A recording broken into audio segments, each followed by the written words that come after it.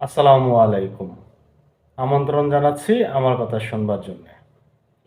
আমাদের বাংলাদেশের যে ছাত্র সমন্বয়করা রয়েছেন, বৈষম্য বিরোধী ছাত্র আন্দোলন যে সংগঠনটি রয়েছেন, তাদের বর্তমান ভূমিকা কী?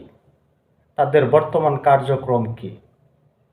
আমরা দেখেছি বাংলাদেশে ছাত্ররা নিজেরা হানাহানি করছে। এক কলেজের শিক্ষার্থী অন্য কলেজে গিয়ে ভাঙচুর করছে, মারধর করছে, নিজেরা আহত হচ্ছে, অন্যদেরকে আহত করছে।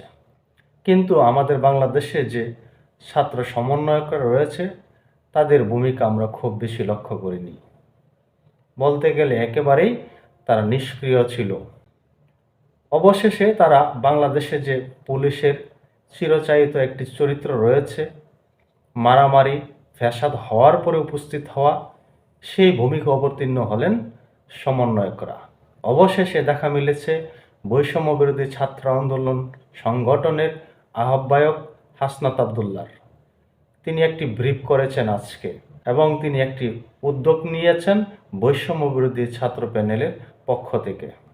হাসনাত আবদুল্লাহ বলছেন, আওয়ামী ফ্যাসিবাদের পুনর্বাসন ঠেকাতে এবং শিক্ষা প্রতিষ্ঠানগুলোতে চলমান অস্থিরতা নিরসনের লক্ষ্যে আগামী এক সপ্তাহব্যাপী ফ্যাসিবাদ বিরোধী সকল ছাত্র সংগঠনের সমন্বয়ে জাতীয় সংহতি সপ্তাহ পালনের ঘোষণা দেওয়া হলো।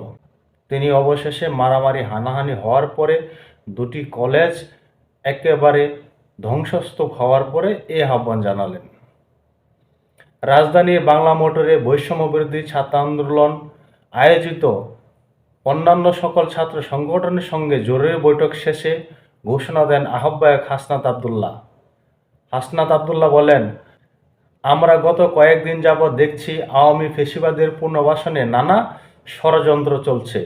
এমনকি একই সময়ে বিভিন্ন প্রতিষ্ঠানে আন্দোলন শুরু হয়েছে। তারা বলছেন যে এই কার্যক্রমগুলো তাতে আওয়ামী লীগ জড়িত। হাসনাত আবদুল্লাহ বলছেন, এই যে চলমান অস্থিরতা তার জন্য আওয়ামী লীগ দায়ী। এই যে দুই কলেজের শিক্ষার্থীরা ধ্বংসস্তূপ করলো দুটি প্রতিষ্ঠানে, তার দায়ও কিন্তু ঘুরে ফিরে আওয়ামী লীগকে দিচ্ছেন।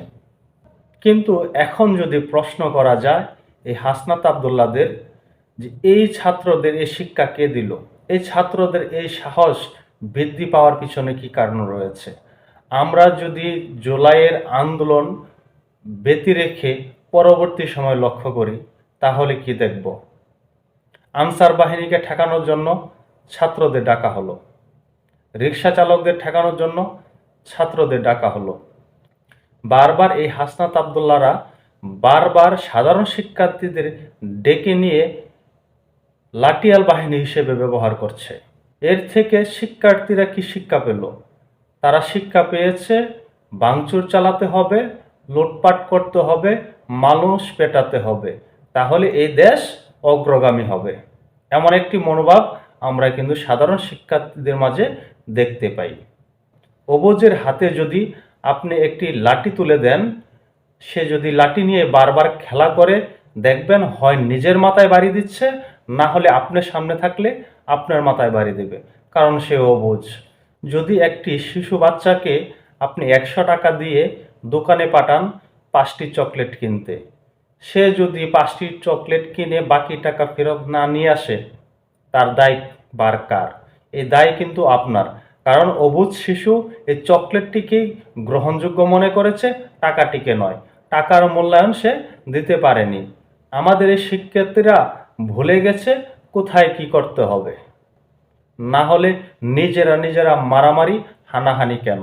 যাই হোক, অনেক ঘটনাই ঘটে গেল। এখন কি দেখছি, হাসনাত আবদুল্লাহ ঘুরে ফিরে সে আওয়ামী লীগ ছাত্রলীগকে দোষারোপ করছে। এই দোষারোপের রাজনীতি আমাদের দেশ থেকে যতদিন বন্ধ করা না যাবে, ততদিন পর্যন্ত আমাদের দেশে সভ্য হিসেবে গড়ে উঠবে না, এটি আমার ধারণা। সকলে ভালো থাকবেন। আল্লাহ হাফেজ।